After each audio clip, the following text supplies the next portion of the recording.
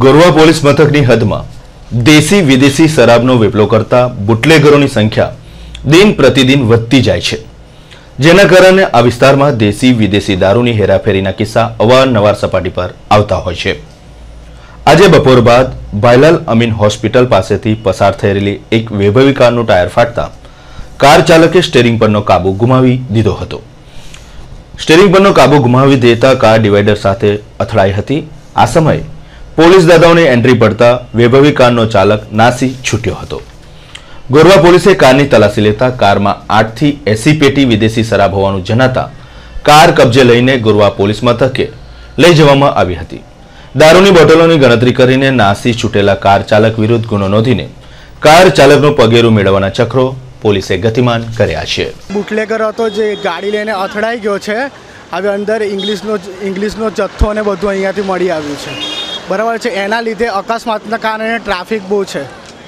બસ ને અહીંયા જે બુટલેગર હતો તે ઓટોમાં અહીંયાથી નીકળી ગયો છે ભાગીને, અને એના કારણે ટ્રાફિક બહુ અહીંયા થયું છે.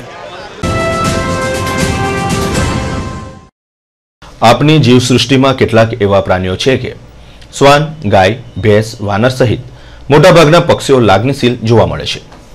પ્રકૃતિ પ્રેમીઓ અને પશુ પંખીના નિષ્ણાતોનું કહેવું છે કે જીવસૃષ્ટિના 40%થી વધારે જીવાત્માઓ ખાસ કરીને પોતાના બાળકો પ્રત્યે સૌથી વધુ લાગણીશીલ હોતા હોય છે. જેમાં આપણે હંસ-બિલાડી, ચાતક પક્ષીઓના જોડા અને નાગ-નાગરના પ્રેમ વિશે અનેક વાતો સાંભળી છે. પરંતુ વાનર બંધુઓનો એકબીજા પ્રત્યેનો પ્રેમ આપણે રોજબરોજ નિહાળતા હોઈએ છીએ. આવો જ કિસ્સો અમદાવાદી પોળ ખાતે બનવા પામ્યો હતો, જેમાં નાજુક નમનું એક વાનર બાળ વીજળીના તાર સાથે ફસાઈ જતા શોર્ટ સર્કિટના કારણે મોતને ભેટતા વાનર બાળને નીચે ઉતારવાનો પ્રયત્ન કરતા માની મમતાએ આખી પોળ માથે લીધી હતી.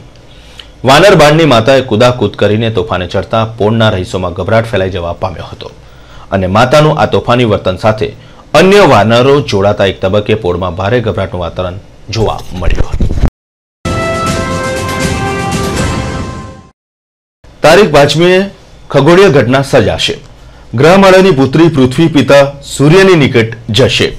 સૂર્ય 3% મોટો દેખાશે અને પ્રકાશ 7%થી વધી જશે. 5મી જાન્યુઆરીના દિવસે ભારતીય સમય મુજબ બ્રહ્મ મુહૂર્તમાં 6:01 આપની પૃથ્વી સૂરજ દાદાની સૌથી નજીક પહોંચી જશે. વર્ષમાં એકવાર ગ્રહમંડળની ભ્રમતી દીકરી પિતાની નજીક પહોંચતી હોય છે.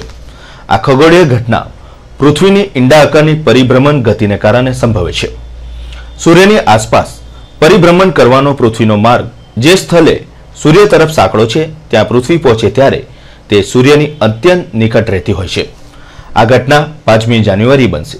એ દિવસે સૂર્ય અને પૃથ્વી વચ્ચેનું અંતર ફક્ત 14.7 કરોડ કિલોમીટરનું હશે. સૂર્યના પ્રકાશને પૃથ્વી પર પહોંચતા 8 મિનિટ અને 10.7 સેકન્ડનો સમય લાગશે. પૃથ્વી સૂર્યની નજીક હોવાથી પૃથ્વીવાસીઓને રોજ કરતા સૂર્ય 3% મોટો લાગશે. તેનો પ્રકાશ રોજ કરતા 7% વધારે તેજસ્વી લાગશે. પૃથ્વીની ભ્રમણકક્ષા લંબગોળ છે, તેથી સૂર્ય આટલો ઓછો મોટો લાગે છે.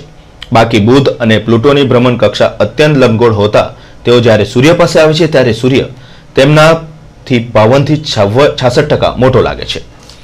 નવાઈની વાત તો એ છે કે પૃથ્વી સૂર્યની નજીક સરકતી હોવા છતાં આપણે તો શિયાળાની ઠંડીમાં જ ઠૂઠવાવું પડશે, કારણ કે ભારત પૃથ્વીના ઉત્તર ગોળાર્ધમાં આવેલું છે અને પૃથ્વી તેની ધરી પર 23.5 સૂર્ય તરફ નમેલી છે. આ નમેલો ભાગ આ વખતે દક્ષિણ ગોળાર્ધ હશે. ઉત્તર ગોળાર્ધ દૂર હશે તેવી ત્યાં સૂર્યના કિરણો વધુ ત્રાસા પડશે તેવી આપણે સૂર્યની ગરમીનો ભોગ નહીં બનીએ. કારેલીબાગ સ્થિત ગુરુદેવ ઓબ્ઝર્વેટરી ખગોળશાસ્ત્રી દિવ્યદર્શન પુરોહિતના જણાવ્યા મુજબ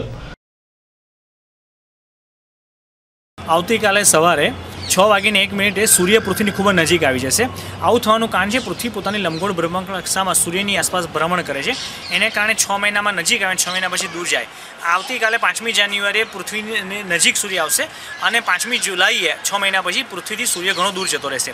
આવતીકાલે જેના નજીક હશે એને કારણે 50 લાખ કિલોમીટર જેટલો ઓસતન ઓન એન એવરેજ પૃથ્વીની નજીક આવી જશે સૂર્ય, અને એને કારણે 3% મોટો દેખાશે, 7% એની તેજસ્વીતા વધારે હશે, પણ સૂર્યને ખુલ્લી આંખોથી બિલકુલ જોવો નહીં. અને આની સાથે એક બીજી 2-3 અદ્ભુત વસ્તુ પણ થશે. કેપ્લર સ્લોના મુતાબિક પૃથ્વી હમણાં આ દિવસોમાં વધારે ઝડપથી સૂર્યની આસપાસ ફરતી હશે, કારણ કે સૂર્યની નજીક છે અને અને બીજી અદ્ભુત વાત એવી છે કે સૂર્ય નજીક હોવા છતાં પણ આપણે ત્યાં ઠંડી છે. એનું કારણ છે કે 23.5 પૃથ્વી નમેલી છે અને આપણે જે ભાગમાં રહે છે ઉત્તર ગોળાર્ધ એ ભાગ સૂર્યથી અત્યારે દૂર છે, એટલે સૂર્ય નજીક હોવા છતાં પણ આપણે ત્યાં ઠંડી છે. તો આવતીકાલે સૂર્ય ખૂબ નજીક છે, એનો એક સુંદર મજાનો એક અવલોકન કરીએ, એનો લાભ લઈએ અને હવે પછી 5મી જુલાઈએ સૂર્ય પૃથ્વીથી દૂર જશે તો એનો પણ લાભ લઈએ. Thank you.